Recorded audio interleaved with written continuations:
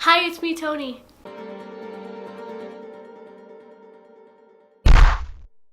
I'm gonna show you how to make this DIY. I don't know what it's called. It's a thing that would go over the light switch, so like a light switch cover, but it's not actually covering the light switch. It's like,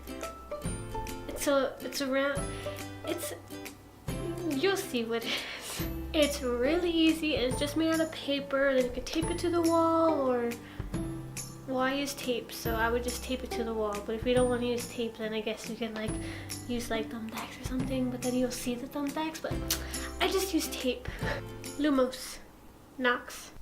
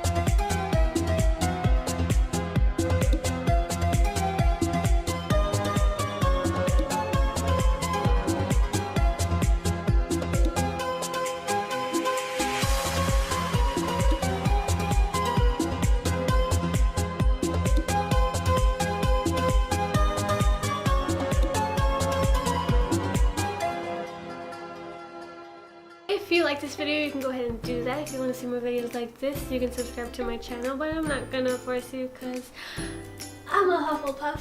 You can follow me on Instagram and Twitter. Both of those links are in the description. And I think that's it. Okay?